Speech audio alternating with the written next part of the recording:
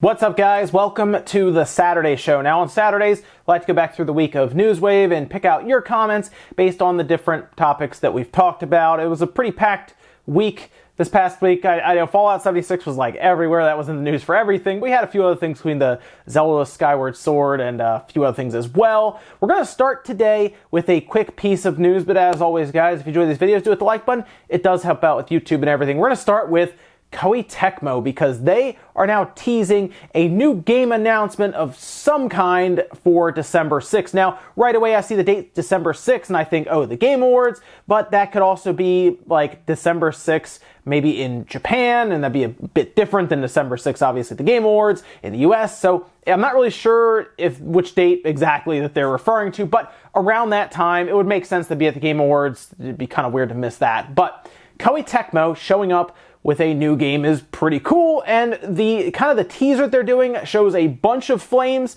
and then some text directly in the middle. Now, when translated, the text that you see there actually says the fated battle begins, and there are a lot of people speculating about what this could be.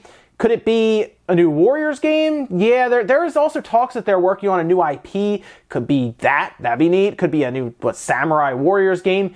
And one of the biggest ones I keep seeing kind of thrown out there, and there's a lot of hope for it, something to do with Ninja Gaiden. That would be awesome. I don't know if they would do a remaster, if they would just do Ninja Gaiden 4. That's the one I would like to see the most. And it is coming, here's the thing, to the PC, the PS4, and the Nintendo Switch. That shouldn't really throw people off, but still, it is. People still get surprised when you see stuff like that next to PS4 and Switch and no Xbox.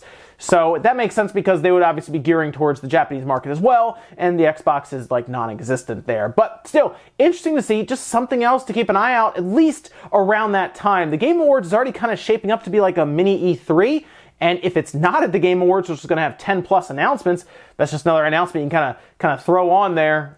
Some Koei Tecmo game of some kind coming to the Switch, PS4, and PC. So we'll keep an eye out for that. Starting off the week with Monday, we talked about the Smash Bros. Ultimate leaks that were everywhere online, which included tons of pirated copies now available openly to hackers. Skyward Sword was also teased outright by Aonuma during a concert in Osaka, Japan. Noodle says, I hate this culture of leaking games, especially something like Smash that is such a project of passion. So here's the thing about this. It got leaked out, and it happens with like all games, as you're saying. It's kind of like this culture of leaking games.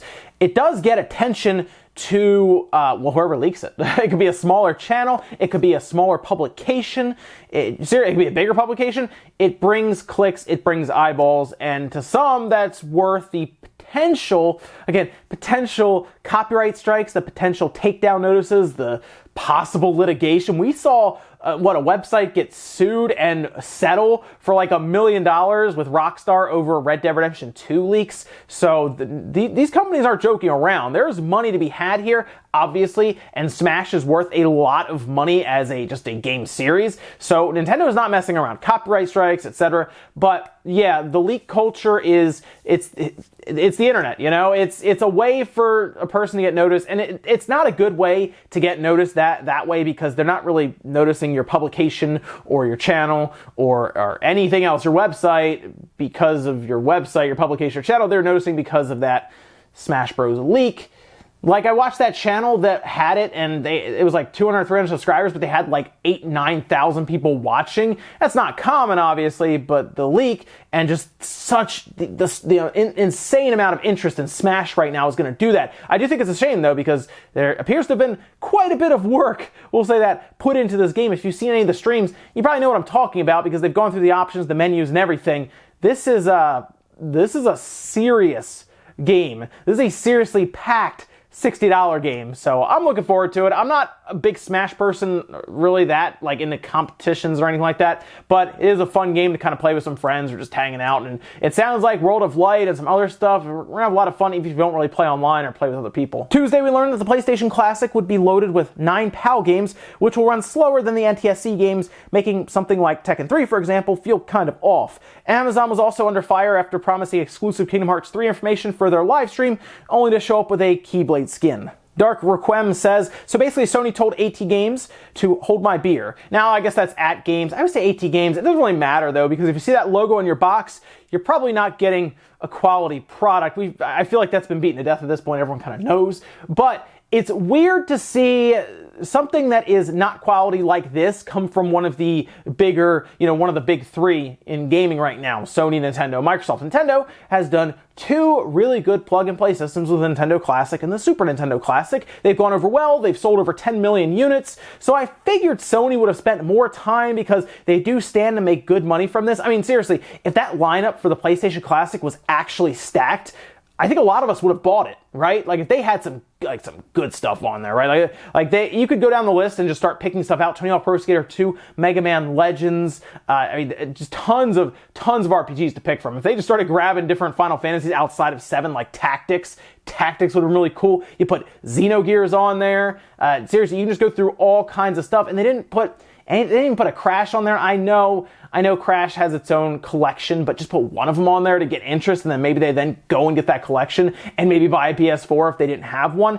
It's such a weird situation with this PlayStation Classic. Fortunately, in 2 days, so Monday, we're going to have one here. We're going to take it apart. We're going to check it out, and we'll see how quality is on the inside and if that matches the outside of what we're seeing right now. Wednesday, we took a look at a patent from Sony that showcased an odd-looking game cartridge. While it turned out this was for a toy in Japan called the Toyo, it still got people talking about if Sony would revisit the handheld market in the near future. Rumo2 says, Sony in 2017, handheld is dead and is a waste of money. Nintendo Switch is a fail. Switch actually not failing. And Sony in 2019, we were working on a new handheld system. So Sony didn't exactly make it a secret that they've noticed that the Switch is doing well. If you remember back to the Switch's the Switch's reveal, they even had Sony execs and people there taking pictures, that infamous picture that was online.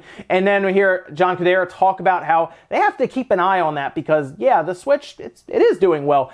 It's not obviously uncommon with history for Nintendo to kind of set a trend and then the other companies kind of follow. It happens quite a bit. We've seen it most recently with things like, it could possibly end up being the Switch, we'll see, but definitely like the motion controls during the Wii era. No one's going to say that all of a sudden the Kinect and then the PlayStation Move controller show up and the Wii had no influence on that. Obviously it did.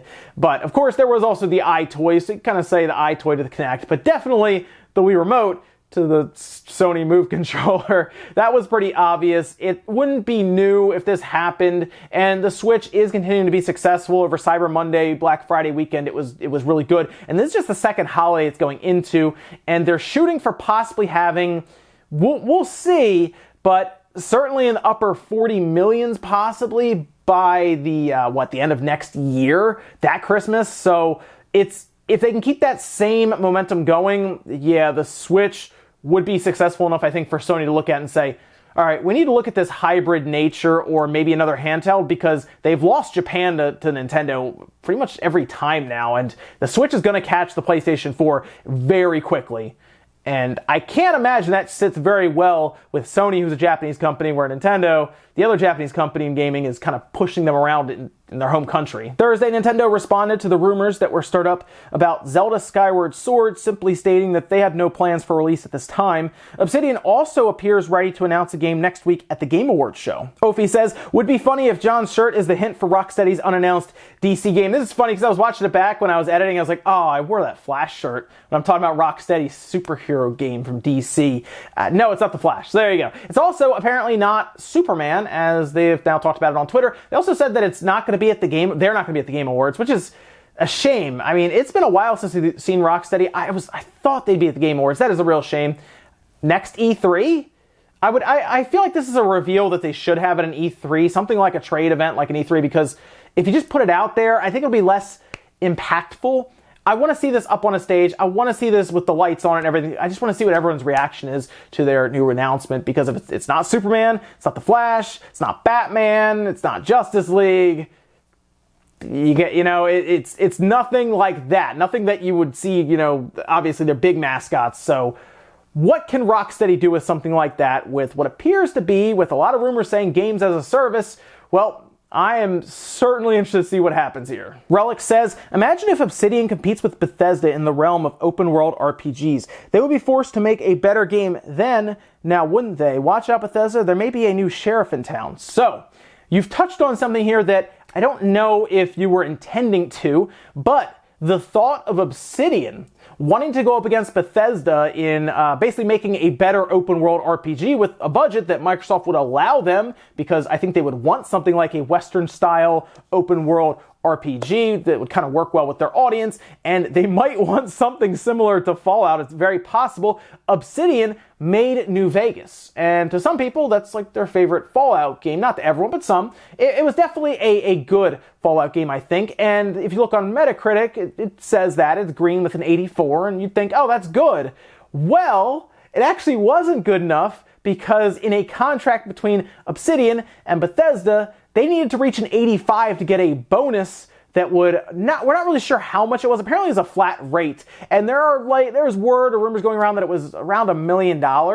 And that would go further than you. I know we hear about these companies making $800 million, all this stuff. For a company like Obsidian, that actually would have gone a long way to help them, considering later on, like a week or two later, they had to lay off 15 to 20 people.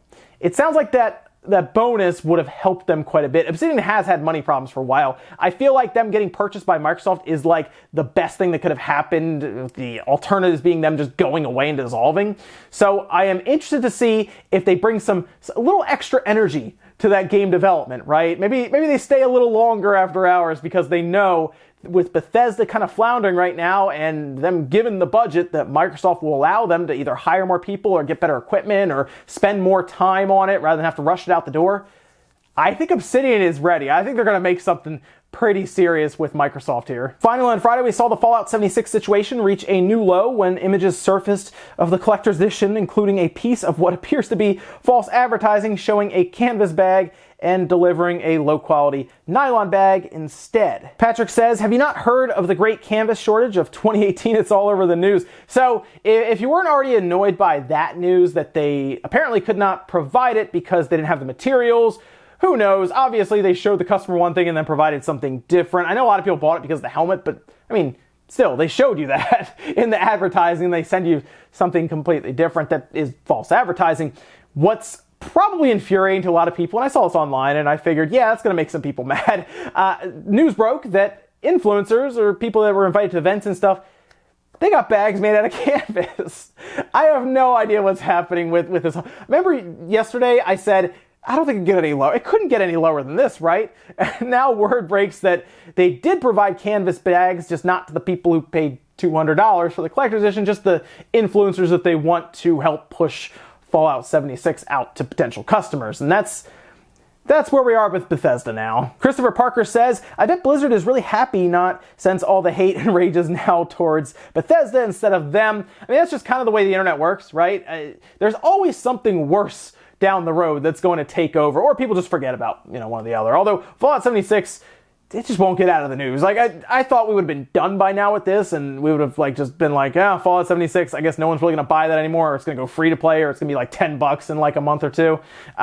Just bad things won't stop breaking about that game. And you're right, Blizzard is probably ecstatic right now, because a lot of people stopped talking about Diablo Immortal. Now, there's always a chance that could pop back up in the news, who knows, but yeah, Blizzard's kind of just, they're just sinking back in the back rows right now where it's nice and dark and just watching all of this unfold and probably laughing themselves as they kind of got off the hook here. But we'll see. Apparently they have some stuff that they'll announce next year. And if those are more cell phone games that have possibly more NetEase influence in them and probably microtransactions and all that, they'll probably pop right back in the news very quickly. Who knows? They could overtake a Bethesda, and Bethesda could be like, oh, good.